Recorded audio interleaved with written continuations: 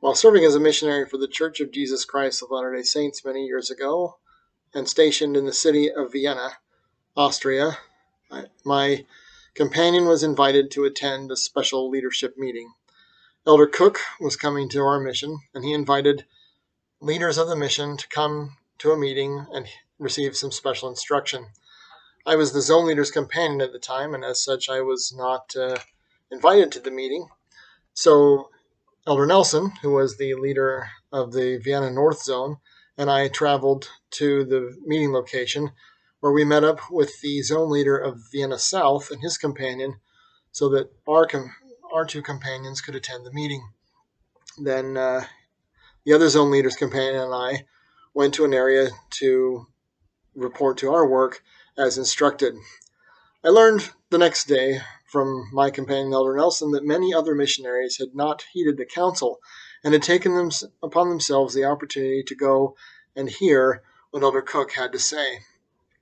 Elder Nelson furthermore told me some of what Elder Cook told the missionaries in this session that he was instructed was permissible to tell us. He told me that Elder Cook had gotten up, noticed that too many missionaries had attended the meeting, and told them that although they would be blessed for being there that day, because they would be able to hear from a general authority of the church, that there was a greater blessing to be pronounced upon those who had heeded his counsel and were out doing the work as they were supposed to do. I learned from my companion, Elder Nelson, that I and the other zone leader's companion were the only missionaries who had not attended the meeting. And Elder Cook proceeded to pronounce a special blessing from the podium on us. I cannot remember that anything special happened that day. All I remember is that we were very grateful to be able to make our way back to the meeting site on time to meet up with our companions because we were working in an unfamiliar section of the city where we were not really sure how to get around and none of the area was familiar. This is, of course, before cell phones were ubiquitous. And so for a long time, I have considered that was the only blessing, except it gave me this perspective. When King Saul returns to the prophet Samuel with a bunch of livestock to commit sacrifice, the prophet is disappointed with Saul. Saul justifies his decision because there is a good thing. He says, I took these animals so that we could offer sacrifices to the Lord and praise him and thank him for our victory. And Samuel tells Saul, to obey is better than sacrifice, and to hearken than the fat of rams. While it is good to offer sacrifices, to make things holy unto the Lord, Saul did this not for that purpose, but so that others could see that he was doing this great thing. There will be those who will say that in telling you this story, that is what I am doing, that I am virtue signaling that I am awesome because I didn't attend the meeting. When in reality, it is Elder Cook who told those who attended the meeting that it is they who were the ones who failed to make themselves and their time holy. Like I said, we didn't really have any spectacular successes. There's no one special that we met, no memorable conversation to be had that day, except for it instilled in me a more earnest desire and a greater understanding of obeying the direction that we are given by those who are in positions of authority and anointed by the Lord over us, and that there are special blessings. I have no idea to this day what that blessing might be. Maybe it hasn't come yet. Maybe it came and I didn't recognize it. Maybe it was a blessing disguised as a trial. Maybe it was protection from something bad. I don't know. But I do know that my companion was happy that we had done the right thing, and it helped us feel better about what we had done. We had obeyed. We had not made some excuse that something was a good thing. Because as Elder Cook told the other missionaries, you will be blessed because you are here and you will hear what I have to say. But more blessed are they who will not be here, who do not get to see him, who do not get to hear his words directly, because they are out following the instructions that they were given. It is very tempting in our lives to circumvent the Lord's will, to say that we know better what is good for us than he does, to desire a good thing when there is a better thing or a best thing, to not follow his counsel, As the prophet Samuel would remind us, to obey is better than to sacrifice, and to hearken than the fat of rams. It is better to do as we are told, to follow the Lord's direction to the letter, than to find another way, another back alley, to justify our actions that are aberrant and deterrent from the divine direction disseminated to us. It is a very difficult thing to obey sometimes in a vacuum, and it was very tempting to go and hear Elder Cook. I can tell you to this day that I have never met a general authority of the church, but I am always curious what Elder Cook has to say, because he taught me a lesson without saying a word to me. He taught me that there are greater blessings. Elder Nelson did not tell him our names, but we were the only two. And God knows who we were. And God knows that we obeyed. We followed instructions. I didn't go in the building. I never saw the general authority. I didn't hear his voice.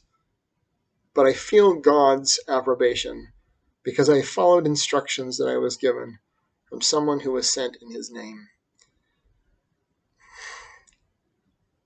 We have opportunities to decide what kind of a person we want to be, what kind of a life we want to live.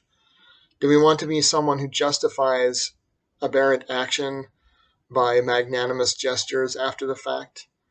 Or do we want to be someone upon whom can be relied, that they will go and do, that they can be called upon? My grandfather carried around a book called A Message to Garcia, and the book A Message to Garcia is about a soldier during the Spanish-American War, where a special message needed to be carried from the main American army to a General Garcia in another branch of the service. And the book is about a man who could be counted upon to carry the message, who could be called upon, who would not make excuses, who would not give conditions, who would not demand special accommodations or remuneration for doing what is right, who would simply take the message and carry it to Garcia. It has been a transformative book in my life, and I endeavor to be someone who, if the Lord asks me to carry a message to Garcia, that I will go and do. Because I may not notice what the blessing is. I may not actually make it through. But sometimes what the Lord asks of us is so that we can learn about ourselves and who we really are. And on that day in Vienna, I learned who I was and what I was willing to do, what really mattered to me, and where I would stand. The Lord already knew that, but it was important for me to learn that lesson. And it was important, I think, for others to recognize that this other missionary and I were the only ones who did not disregard counsel in order to go and do a good thing. That we went and did the better thing, or whatever good it did, or whatever it changed. Because sometimes God doesn't ask us to do things because he asks a great thing. Remember, Naaman was told when he complained about washing in the river Jordan, which was kind of a dirty and insignificant river, if God had bid thee do some great thing, wouldst thou not have done it? And sometimes he asks us not to go places, to go other places, not to say things, to say other things, not to be something, to be something else. Sometimes he asks us to be an example, to say, this is someone who will go and obey, not someone who will make an excuse after the fact.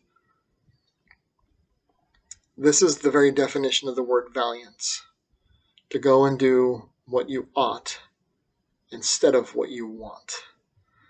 Because life is ultimately decided by those who do what they ought to do. There are far too many narcissistic, selfish, self-centered people doing whatever they want to do. And as we watch the world turn now, we see a lot of people doing what they want to do and not doing what they ought to do. And it has stalled the world. Every time this happens, it stalls the world. And there are things that are continuing, but eventually they cannot be sustained until enough people do what they ought to do. I think in one major fashion, this is the reason why that particular mission is no longer open. There were not enough of us who were willing to do what we ought to do. There were too many of us who went out, not intending to do the Lord's will, but hoping that the Lord's will would be what we already chose to do and to be. This is a problem. Until you are willing to submit your will to the Lord, to do what he asks, the things that he teaches and the blessings that he has for you will have no efficacy in your life whatsoever. A man who exalts himself above God cannot be blessed by him, because good things always come from above. To obey is better than to sacrifice. To go and do, to comply, is better than to justify. And we learn in every opportunity that we are given to make a decision who we really are and what really matters to us. And the Lord discovers unto those around us who those are on whom he can rely. Choose ye this day whom ye will serve. But as for me and my house, we will serve the Lord. Godspeed and good night.